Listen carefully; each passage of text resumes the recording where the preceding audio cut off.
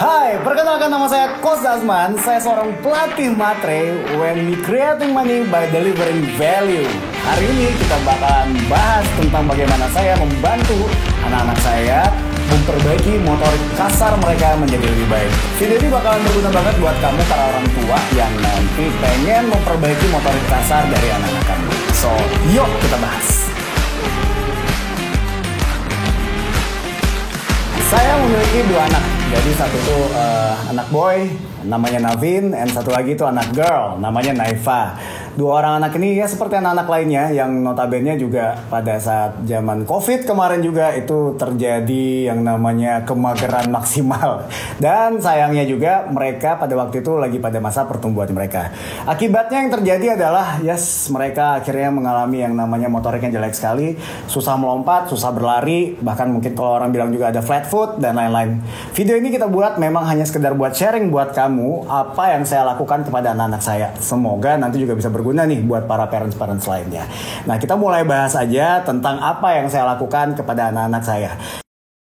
Nah, yang pertama adalah kita lihat dulu penyebabnya. Anak-anak sekarang itu kebanyakan memang sudah kebiasa dengan gadget, jarang beraktivitas di luar. Bukannya kita nggak mau ya, tapi kadang-kadang kita juga sebagai orang tua itu juga takut. Takut kenapa ya? Kalau anak kita keluar, ya banyak hal yang mungkin nanti menjadi challenge-nya. Entah dia nanti ke jalan yang rame dan segala macam tuh banyak ketakutan banget sama orang tua sekarang. Beda banget sama yang dulu. Nah, akibatnya anak-anak akan lebih banyak bermain di rumah saja. Dan karena mereka hanya bermain di rumah saja, mereka nggak punya banyak pilihan. Akhirnya yang terjadi adalah mereka lebih banyak bermain dengan gadgetnya. Hal inilah yang terjadi banyak di luar sana sehingga banyak yang anak-anak jadinya akhirnya overweight, kelebihan berat badan, dan ya itu nggak bagus. Ya banyak kita bilang itu oke. Banyak mungkin kita lihat ya, kita bayangkan anak-anak sekarang tuh kayak umur 10 tahun, 9 tahun, itu badannya gede, gendut gitu ya, cabi, dan menurut kita itu lucu. Buat saya pribadi, dulu saya seperti itu menganggap mereka lucu, tapi di video ini saya pengen ajak dan saya pengen sampaikan bahwa itu nggak lucu. Itu nggak lucu sama sekali. Karena apa? Karena banyak hal yang jelek nanti terjadi buat mereka ke depannya. So, mari kita perbaiki saat ini juga. Dan apa yang saya lakukan sama anak-anak saya? Oke, saya melakukan ada 5 hal. 5 hal memang yang saya lakukan. Yang pertama yang saya lakukan itu adalah membentuk visi tubuh ideal ke anak saya. Oke, yang kedua, saya tuh mengatur pola makan kepada anak saya. Jadi tuh saya membuat mindset mereka tuh nggak diet ketat, tapi memang diet yang enak. Nah, yang ketiga, saya tuh mengatur jadwal olahraga tuh kepada anak saya. Jadi saya nggak fokus sama orientasi sama hasilnya, tapi ke jadwalnya. Dan yang keempat, itu saya memperkenalkan permainan bola basket pada anak saya. Dan ini juga yang akhirnya mencemplungkan saya akhirnya menjadi seorang pelatih basket. Dan yang kelima, yang paling pasti adalah saya harus kontrol progres dari perjalanan anak saya tadi seperti apa. Itu yang paling penting, kontrol progresnya. Nah, kita bahas satu demi satu 5 hal tadi. Ini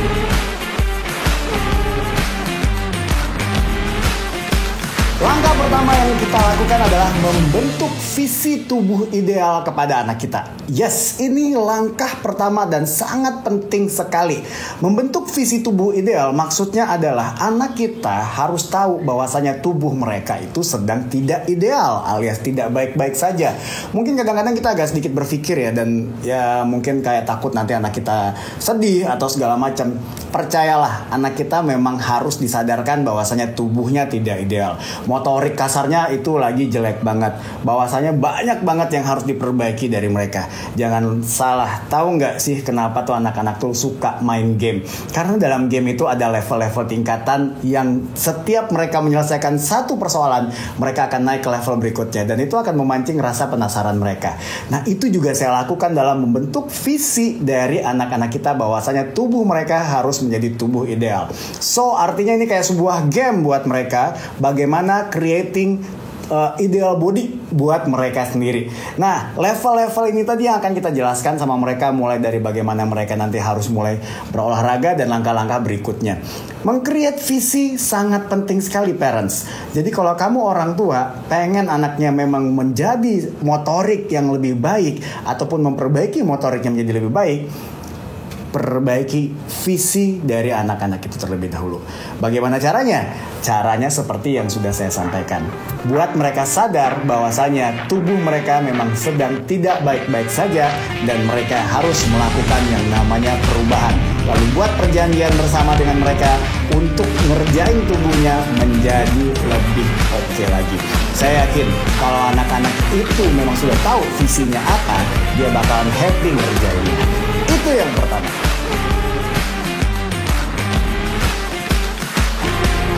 Yes, setelah yang nomor 1 lewat, kita masuk yang kedua, yaitu bagaimana kita membentuk diet yang enak buat anak-anak kita. Ingat, diet itu bukan diet ketat, tapi diet yang enak buat anak-anak kita. Karena kita udah bentuk visinya di langkah yang pertama, maka saatnya kita mulai berkonsolidasi, alias apa? Membuat sebuah perjanjian sama anak-anak kita kalau mereka sudah mulai harus jaga pola makannya. Dan karena mereka itu udah senang dan punya satu visi untuk memperbaiki tubuhnya mereka akan senang melakukannya. Tapi tentunya kayak kita orang dewasa aja disuruh diet aja, hal yang paling susah adalah konsistensi. Betul nggak? Itu kenapa kita perlu memperbaikinya, jangan diet ketat tapi menjadi diet enak. Caranya seperti apa? Oke, yang pertama sekali, penting banget untuk mengurangi segala jenis minuman manis-manisan alias minuman-minuman yang mengandung gula berlebihan. Berbagai macam jenis minuman yang manis-manis kayak misalnya boba, cola yang mengandung hal-hal yang seperti itu sangat dihilangkan kalau perlu. Ya kadang-kadang anak-anak susah juga buat ngilanginnya. Jadi apa yang perlu kita lakukan? Batasin. Kita buat aja perjanjian sama mereka, mungkin hanya 1 bulan 1 kali, itu boleh. Jadi mereka masih bisa enak dan menikmati hidupnya mereka. Dan yang kedua, jangan lupa makan sebanyak 5 kali. Nah, anak-anak itu butuh yang namanya nutrisi. Jangan diet berlebihannya malah membuat mereka jadi nggak makan. Ini hal yang salah. Yang terjadi ujung-ujungnya anak kita rajin olahraga, anak kita banyak bergerak, tapi kekurangan nutrisi. Ternyata hal itu juga nggak benar dan tidak bagus. Pada akhirnya malah nanti anaknya kita menjadi kesusahan. Kesusahan apa? Berkembang. Kenapa? Karena tubuhnya tidak punya nutrisi yang cukup untuk pertumbuhan mereka. Itu. Jadi pada saat kita membantu mereka untuk diet enak, maka anak-anak kita akan memiliki kebiasaan yang enak juga. Nah, ini tips buat diet enak juga buat parents di luar sana yang nonton video ini. Yang paling pasti satu, itu kalian harus kombinasikan antara yang namanya karbohidrat, protein, dan juga serat-seratan ataupun vitamin. Nah, ini penting ya. Jadi karbohidrat, terus udah gitu protein dan juga serat ataupun vitamin. Nah, karbohidratnya itu kalian kurangin. Kalau bisa porsinya cuma 30-50% dari satu piringnya anak-anak. Lalu selebihnya itu ditambah dengan protein dan juga dengan serat. Dan cara makan anak-anak pun kita mulai harus ajarkan untuk mengkonsumsi mungkin protein terlebih dahulu, lalu setelah itu karbohidratnya di bagian akhir. Jadi yang paling penting itu minum ataupun makan proteinnya dulu, baru setelah itu karbohidratnya. Memang pola seperti ini kalau nggak dibiasakan dari kecil itu akan jadi gangguan pada saat mereka besar. Ya kayak saya dulu, saya keseringan makan nasi padang, pada akhirnya mengubah mindset itu jadi susah banget. Tapi kalau anak-anak kita mulai dari saat mereka kecil, saat sekarang ini, itu kalian akan nanti mendapatkan hasil yang luar biasa pada saat 3 tahun, 4 tahun mereka sudah menjalankannya. Gimana? Dietnya enak kan? Bukan diet ya.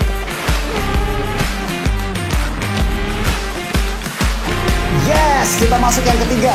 Yang ketiga, yang paling juga mengasihkan adalah kita buat mindset anak-anak kita menjadi olahraga is a fun things to do. Jadi ini penting banget para parents yang lagi nonton. Karena apa? Karena pada saat anak kita merasa bahwasannya olahraga itu adalah fun, dia akan senang untuk melakukannya dan dia sudah mulai untuk menggerakkan motorik-motorik kasarnya dia. Ini bagian yang paling penting. Wah, ini ternyata udah 2 langkah ya. Kenapa sih makanan duluan baru olahraga? Yes, karena olahraga gimana pun kalau makanannya nggak diatur, ya papa mama, yang namanya makanan nggak diatur itu bakalan ribet banget dan itu bakalan susah percentage untuk suksesnya si anak tadi dalam melakukan perubahan motoriknya tadi.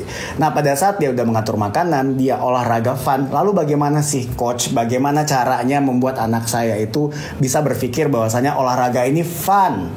Gampang banget. Yang pertama, jangan buat yang namanya target tertentu sama anak-anak kita. Itu nggak boleh. Jadi kita jangan bilang bahwasanya ayo kamu olahraga biar kamu nanti bisa kurus. Nggak perlu kayak gitu. Fokus sama schedule dari anak-anak kita. Contohnya gimana? anak-anak kita kan ini kan sekolah ya, mungkin di umur 10 tahun sampai 12 tahun mereka sekolah dan segala macam.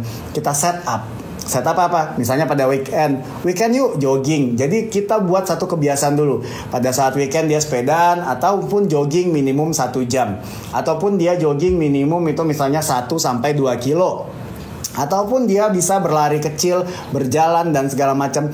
Itu yang kita lakukan terlebih dahulu. Di awal-awal memang butuh proses yang panjang papa mama. Tapi yang kita fokuskan bukan resultnya.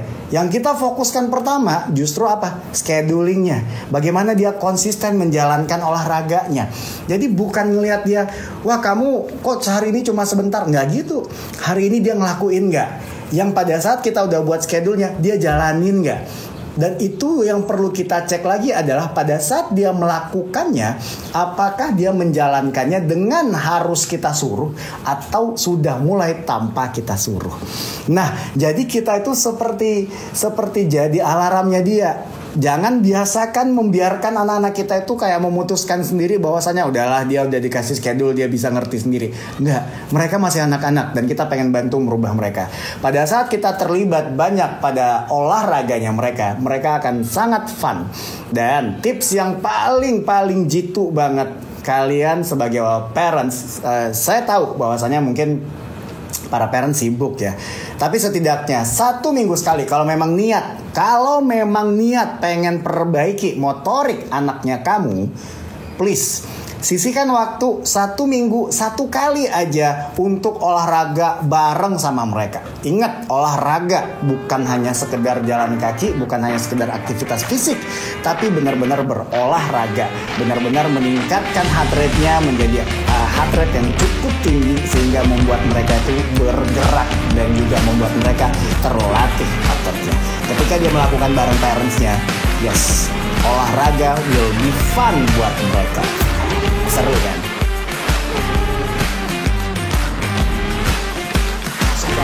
Yang keempat apa? Yes, gitu. Saya memperkenalkan bola basket kepada anak saya. Yes. Kenapa bola basket? Permainan bola basket menurut saya adalah permainan yang cukup kompleks, cukup menggerakkan seluruh bagian tubuh mereka. Kenapa? Di bola basket ada larinya, ada lompatnya, ada melemparnya. Bahkan gak cuma itu saja, mereka wajib bermain bersama dengan teman-temannya. Hal ini akan membuat mereka menjadi lebih happy dan membuat mereka tanpa sadar mereka mencoba untuk melakukan hal terbaik pada tubuh mereka. Bola basket ini seru papa mama. Kenapa? Karena ya saya tahu kebanyakan dari kalian yang nonton juga rata-rata juga adalah parents basketball. Dari orang tuanya yang suka basket sampai akhirnya diturunkan ke anak-anaknya. Dipaksa awalnya mungkin suka basket sampai anaknya benar-benar suka sama bola basket. Tapi bola basket di motorik ataupun di perbaikan motorik anak itu sangat-sangat berfungsi banget buat saya pribadi kepada anak-anak saya. Jujur. Karena apa? Karena dengan dia bermain basket itu benar-benar membuat dia itu bukan hanya sekedar motoriknya terlatih, tapi juga muscle coordinationnya alias koordinasi antara ototnya menjadi sangat baik. Jangan pikir kalian misalnya sambil mendribble bola, lalu itu melempar bola ataupun mempassing bola itu gampang. Cobain sekali-sekali kalau belum yang pernah main basket. Itu nggak hal yang gampang ketika harus mensinkronkan gerakan kaki dan gerakan tangan. Nah, jadi dengan kita memperkenalkan bola basket kepada anak kita akan mulai memperbaiki dari sisi motorik kasarnya dan juga muscle coordinationnya. Ini benar-benar membuat dua anak saya, Naifa dan Navin, dua-duanya memang saya ceburkan ke basket dan dua-duanya banyak banget perubahan motorik kasarnya di permainan bola basket. Nah, seru banget. Yes, seru. Tapi apakah itu sangat menjamin motorik anak kita, motorik kasar anak kita bakalan berubah? Jujur ya, kalau saya bilang yes. Asal dia latihan dengan benar, latihan benar-benar yang sesuai dengan porsinya dia, latihan fisiknya, latihan yang namanya passingnya, dribblenya, larinya, percayalah anak-anak Anda akan dengan segera terperbaiki motorik kasarnya. Jadi bola basket benar-benar good banget buat dia memperbaiki motorik kasarnya. Tapi gimana coach kalau misalnya kayak sekarang saya nggak di bola basket ataupun saya di olahraga lain dan segala macam?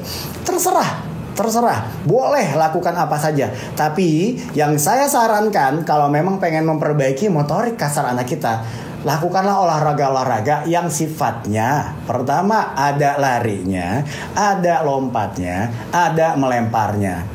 Loh, bagaimana kalau gitu dengan berenang, Coach? Berenang itu papa mama sangat bisa membantu juga perkembangan motorik kasar. Kenapa? Karena tanpa sadar itu semua gerakannya kayak berlari, kayak melompat, melempar, tapi dalam air. Bedanya itu aja. Itu kenapa banyak motorik anak-anak renang itu bagus banget. Lalu apalagi olahraga yang bagus banget untuk memperbaiki motorik anak? Salah satunya juga adalah sepatu roda. Yes, itu bagus untuk memperbaiki coordination muscles anak-anak kita, baik itu dari yang umurnya 6 tahun sampai umurnya dia 14 tahun atau 15 tahun. Bisa banget. Yang kelima ini adalah controlling progress dari anak-anak kita. Hal ini jarang banget dilakukan sama parents di luar sana. Kenapa? Kesibukan parents yang juga udah banyak banget membuat mereka tuh jadi kayak, ya yang penting anak saya udah olahraga, itu mah udah syukur aja. Tapi kita lupa controlling progresnya. Progres yang kita kontrol apa aja? Pertama, yang penting adalah berat badan anak kita, progresnya seperti apa. Dari yang kemarin beratnya ke berapa, sekarang jadi berapa. Lalu setelah itu apa lagi yang perlu kita cek? Tinggi badan anak kita. Kalau bisa, kalau perlu, setiap 1 bulan sekali itu kalian kontrol berapa sih tingginya. Kalau saya pribadi tuh, saya di dinding itu saya buatin yang namanya misalnya bulan ini Navin tingginya sekian, Naifa tingginya sekian, lalu bulan depan tambahin lagi, kayak dicoretin aja tuh dinding. Nah, hal-hal simpel kayak gitu itu bisa membuat kalian mengerti bahwasanya progres anak-anak kalian itu ada. Dan yang paling pasti, kalau kita udah kontrol progresnya, terdapat progres yang baik terhadap anak-anak kita, sebagai parent dan sebagai orang tua, kita pun juga akan semangat untuk membantu mereka secara terus-menerus. Ya, pastinya kita juga bilang, siapa sih coach yang gak semangat untuk membantu anaknya tumbuh dan berkembang terus? Jangan salah, saya paham banget, saya juga seorang orang tua, dan saya juga mengalami hal ini kepada anak-anak saya. Sebagai orang tua, kita sibuk mencari yang namanya nafkah untuk anak-anak kita, baik itu mungkin yang papanya ataupun yang mamanya. Terkadang hal-hal ini kita lupa. Kita cuma hanya sekedar memberikan, tapi kita lupa untuk kontrol progresnya.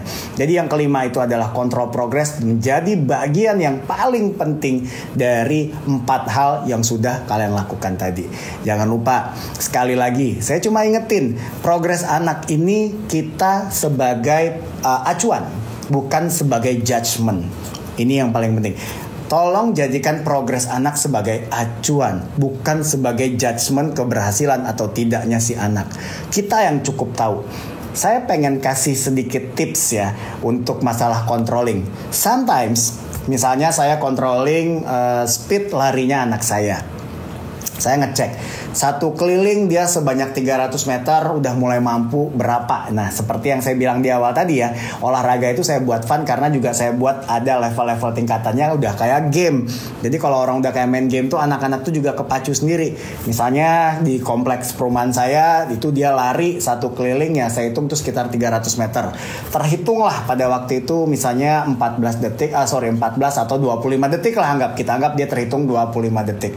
Atau pada saat dia 400 meter terhitung 1 menit lah, anggap ya. Jadi 1 menit 20 detik misalnya anak kita mampunya. Nah, pada saat minggu depannya kita cek lagi. Tapi kita lihat anak kita melakukan olahraga atau tidak, ataupun dia ada latihan atau tidak. Pada saat dia latihan minggu depannya kita cek. Dari yang 120 tadi, terkadang anak saya itu jadi lebih lambat minggu depannya. Jadi 125. Padahal saya lihat di hari itu dia cukup effort. Dia cukup kerja keras dan segala macam. Nah, otomatis 125 itu lebih lambat 5 detik dibandingkan 120, 1 menit 20 di minggu sebelumnya. Makanya yang saya lakukan, saya informasikan kepada dia, begitu itu udah 118, stopwatchnya saya stop, walaupun dia masih jauh. Stopwatchnya saya stop walaupun dia masih jauh. Lalu setelah itu, ayo, come on Navin, you can do it. Kita kasih semangat, dikit lagi, bisa break your record. Ini bisa break record kamu minggu lalu. Dan akhirnya begitu sampai, pura-pura saya liatin. Nih, lihat Navin, lebih kenceng kan? Yang tadinya 120 minggu lalu, minggu ini 115. Dan itu terjadi karena apa? Karena kamu rajin latihan. See, creating vision, creating something good. Ya, wah itu kayak bohong dong coach. Ya, kadang-kadang anak-anak itu kan memang taunya juga happy-happy doang ya. Tapi kita juga tidak merugikan mereka. Kita pengen liatin, kita pengen ajarkan sama mereka bahwasanya dengan mereka itu bekerja keras, mereka akan dapat result. Itu penting banget dalam progres yang udah kita lakukan. Jadi kita nggak perlu jadi yang kalau misalnya kita lihat tadi ya progres, terus kita bilang bahwasanya terlalu detail, kamu seperti ini dan lain-lain, whatever dan lain-lain, itu nggak perlu teman-teman. Progres kita lakukan itu sebagai penilaian kita untuk memperbaiki motorik anak kita.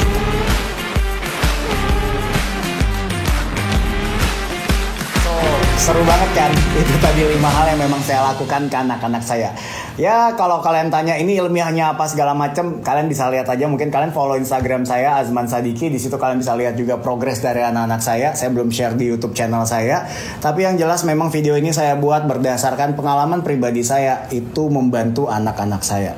Banyaknya orang yang bertanya dan DM saya setelah itu membuat saya tuh capek juga ngejawabnya satu-satu. Akhirnya saya memutuskan untuk nge-create video ini dan mudah-mudahan video ini bisa berguna buat kalian. Sekali lagi saya reminder buat teman-teman semuanya, para orang tua di luar sana, kehadiran kalian itu sangat penting buat anak-anak kalian. Pada dasarnya anak-anak kita itu butuh support dari orang tuanya. Jadi setidaknya orang tua sesibuk apapun kalian, sempatkan 1 kali untuk kontrol progres dari pertumbuhan motorik anak-anak Anda. Ya, banyak orang tua yang lebih khawatir anaknya nggak bisa baca, tulis, dan hitung dibandingin anaknya motoriknya berantakan. Problemnya nanti pada saat dia dewasa itu akan banyak sekali berpengaruh terhadap kepercayaan dirinya dia, terhadap menghadapi banyak orang di luar sana. Motorik yang bagus itu akan membuat anak-anak kita setidaknya memiliki confidence level yang tinggi untuk menghadapi teman-temannya di luar sana. Jadi papa mama udah tahu dong rahasianya ternyata apa. Nggak ada rahasia sih sebenarnya. Ini hal yang biasa dilakukan. Tapi mudah-mudahan dari video ini tadi bisa membuka mindsetnya dari para parents. Oh ternyata seperti ini. Hal-hal ini adalah 5 hal simple banget yang memang bisa dikerjakan semua parents terhadap anak-anaknya yang memiliki motorik kasar yang mungkin masih terganggu. Oleh karena itu, para parents di luar sana, setelah kalian nonton video ini, segera lakukan, segera ngobrol sama anaknya kamu, segera diskusi sama mereka, segera sampaikan sama mereka bahwasanya mereka butuh perubahan, mereka butuh sesuatu yang membuat mereka menjadi lebih baik. Buat sebuah kesepakatan, pengen kasih gift, boleh banget. Ya, ini satu hal juga. Saya adalah tipikal parents yang selalu memberikan award tapi tidak memberikan punishment. Maksudnya gimana? Saya tidak ingin anak saya menjalankan semua hal ini karena dia takut akan punishmentnya. Saya tidak mau. Saya pengen dia jalankan semua ini karena dia sadar dia yang butuh. Ketika dia achieve itu, maka saya akan berikan dia award. Ketika dia mulai lalai, ketika dia mulai susah, ataupun ketika dia nggak bisa disuruh dan segala macam dan lain-lainnya, maka saya akan terus kembali mengingatkan, memaksa, mendorong, nge-push dia sampai dia mau kembali dengan award-award yang baru. Jadi saya benar-benar jarang banget memberikan dia punishment terhadap perubahan yang ingin dia lakukan. Itu yang saya berikan kepada anak saya. Lalu hasilnya seperti apa? Alhamdulillahnya anak-anak saya sekarang motoriknya bagus, motoriknya luar biasa semuanya, dan akhirnya mereka juga memiliki kepercayaan diri yang luar biasa untuk memiliki teman-teman banyak di luar sana. Dan salah satunya juga lewat basket, mereka juga menumbuhkan percaya dirinya dan membuat mereka menjadi anak-anak yang luar biasa dan bisa menginspirasi banyak orang juga, banyak anak-anak di luar sana. So, asik banget kan? Silahkan lakukan 5 ini. Thank you banget udah nonton video saya. Mudah-mudahan memang berguna. Mudah-mudahan memang bisa ada 1 hal, 2 hal yang kalian dapatin di sini. Kalau memang ini bagus dan memang menurut kalian ini useful buat kalian, silahkan share ke teman-teman kalian. Mudah-mudahan nanti mereka juga ngelihat ini dan bisa membantu mereka memperbaiki anak-anak mereka juga. So, saya Azman, pelatih materai kalian. Mohon pamit. Terima kasih. Wabillahi taufiq wal hidayah. Assalamualaikum warahmatullahi wabarakatuh. Salam basket. Semangat basket selalu.